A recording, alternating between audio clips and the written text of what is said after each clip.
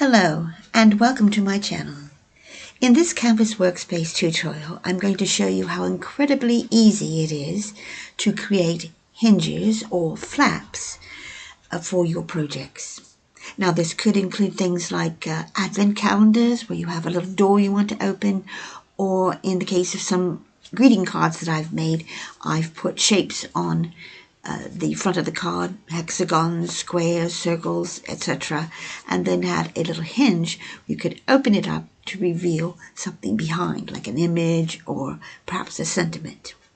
It's incredibly easy to do, and if you stick with me, I'll show you how.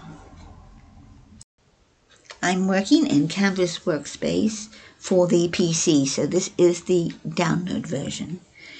And before I get started, just a quick note to let you know that I'm having to use an older laptop that has a few little problems, including the mouse, the sensitivity of the mouse.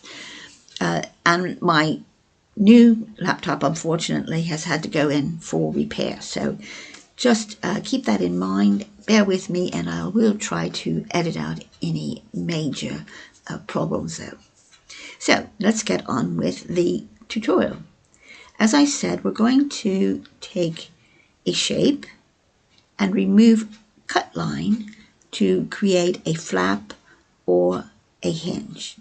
Like I said, as in the case of an advent calendar or perhaps a card where you want little reveal windows. So let's start with a very simple shape, the square. And I'm going to bring that onto my board here. And as you can see, it comes at the default size of 3.94 inches. If you were working in millimeters, this would be 100 millimeters. So, as you can see, there are 4 cut lines at the moment. So if you were to cut this out, it would simply cut that square right out of whatever materials you were using, a card or paper, whatever. But you want to leave a hinge or a flap, then you need to remove one of these lines. And the way to do that is, first of all, you need to click on the inside of this shape,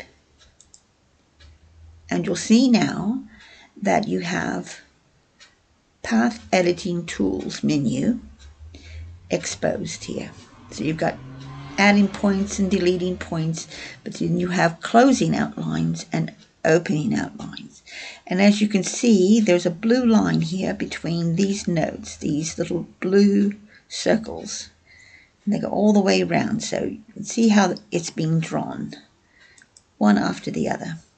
So decide where you want your hinge or your flap to go, and I think I'll put mine to the left here. And I can see that there's a blue line here.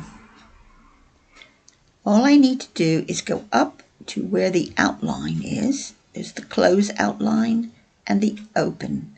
Click on the open and keep your eye on the left side of that square.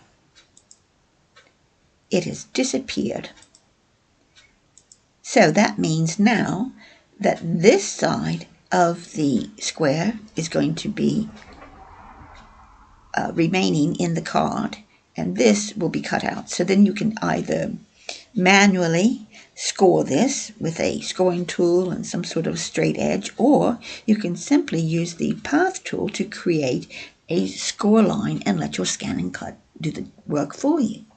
So to do that, you need to go to path tool, and then you're going to bring it on to your board and draw that line in.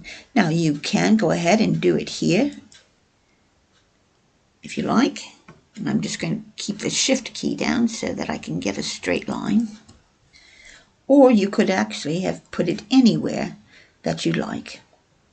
Now I like to make my score lines a little bit smaller than the beginning shape, so I would probably take this and drop it down a little to maybe 3.89, something like that. Right? And then I need to create a score line. To do that, I'll go to Properties, and under the dash pattern, I'll select whatever score line I want. Here, I'll go in a bit closer for you. And so now you can see that score line. Now you need to place that where you want it to be, and you can, if you like, just move it yourself, or you can take advantage of the edit function, the alignment. So select what you want to align. We're going to align this to the left, and we're going to align it in the middle. So that score line is placed right smack dab in the middle of this shape. And all I have to do is group it, and then it's ready to cut. Let's take another shape. Let's take, let's try this. I believe we've got an octagon here. Again, it's the same procedure. We would click inside, expose those nodes, so we see all the different nodes, select where we want the hinge to go. We might want it to be up here at the top this time. So we would open that up, and then we would do the same as we did here with the square by creating a score line. You could change the shape of this however you like as well. You might want to delete some points now. You can only open one outline. So once you've opened the outline, then the shape is completely open. So the only option you have as far as the outline goes is to close it again. But we want to keep that open, but we can take out other points. So we might want to take out this point down here, for example. And this is the result. You would get a different shape. Might want to take that one and redo that. And then you might have something that looks like this, so that you could then put your score line in, and you would have a top opening hinge. Now what I'm going to do is I'm going to make a window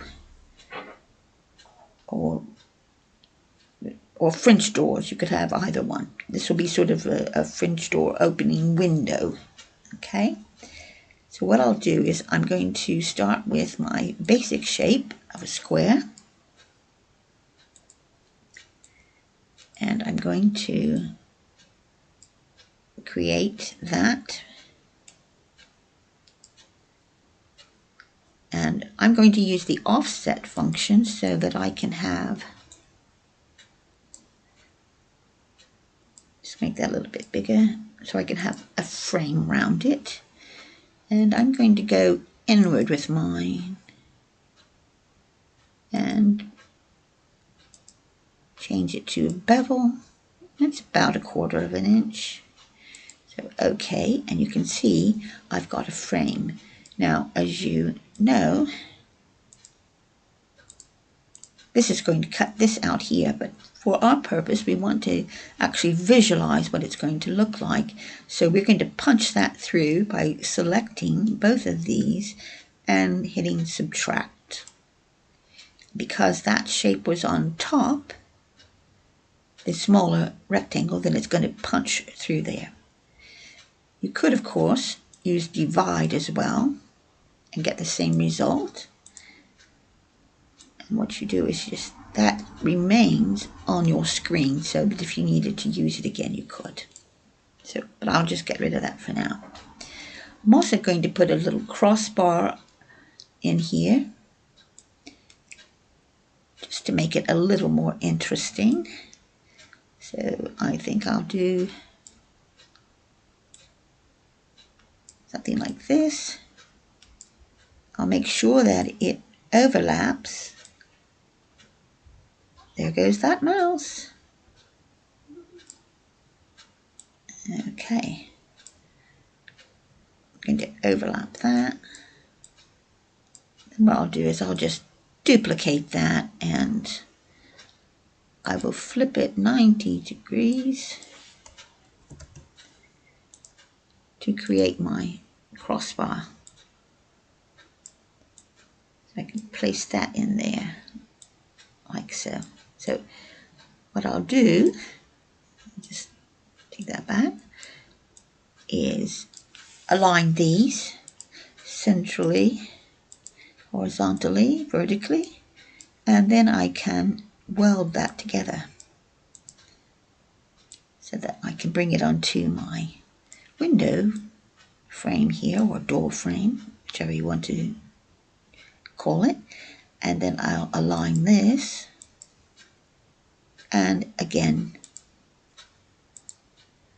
weld it. So we have the first of our windows, but of course we need to be able to hinge this so that it stays inside the card, so that it will open, and we can put like a little gemstone or something here to open the window or the door. So just like we did before, we're going to click inside of the shape, and you can see that it actually consists of 4 inward shapes and 1 outward shape. So we need to just highlight which one we want to open. So I think I'll do the left one first, and I'm going to open the outline, and there we have it.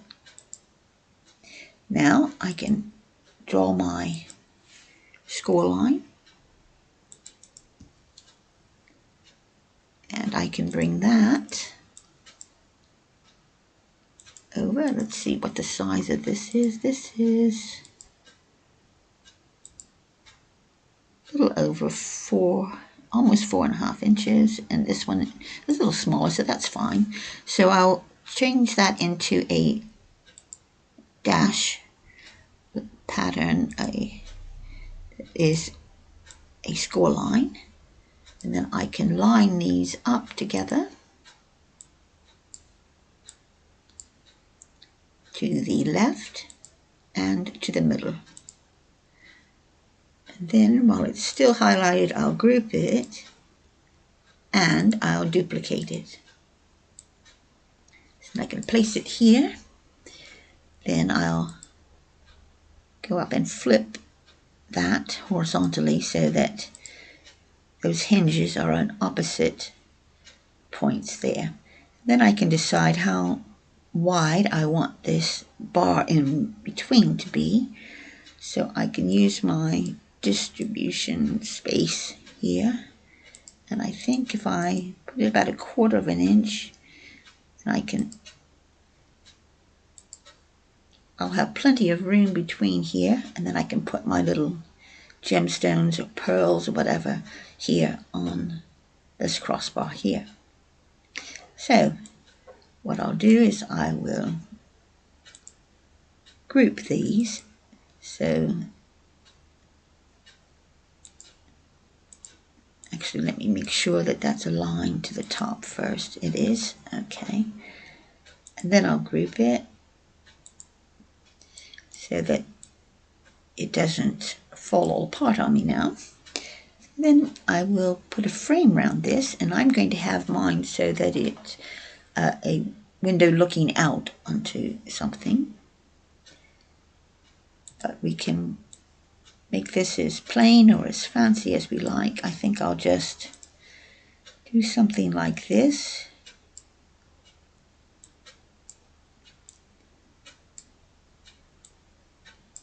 You just move that out of the way, and I'll add a little something on top here, I think.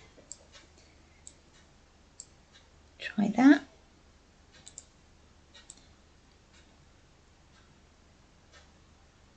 There we are. And then I can align that and weld it together. Actually, I think I want this to overhang that. So I'll start by just adjusting that a bit. And that's better. Now I can place my window in here.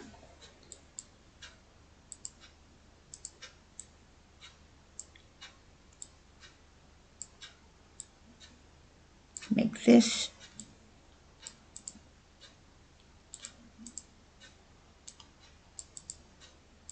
just move that out of the way. Let's just take this down in size just a little bit.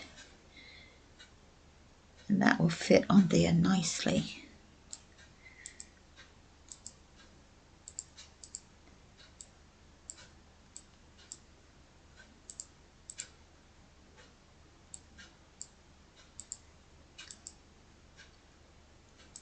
Just want to bring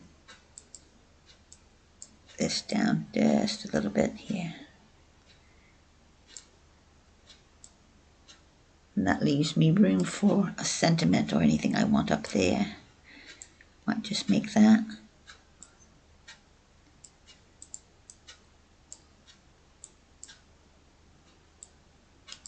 Just playing around a little bit.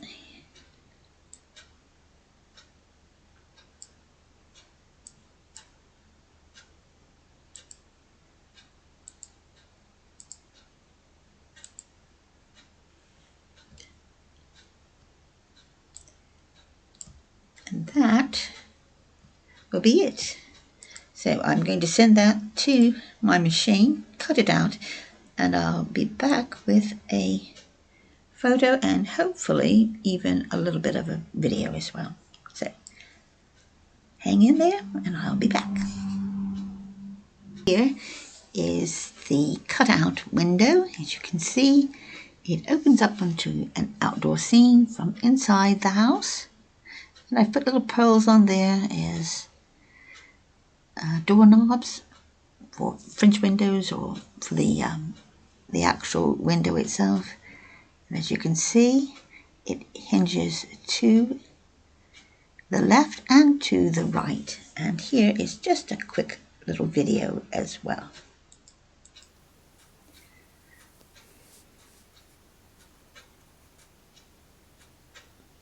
It's just a couple of minutes to cut that out. And it's quite effective, I hope you'll agree.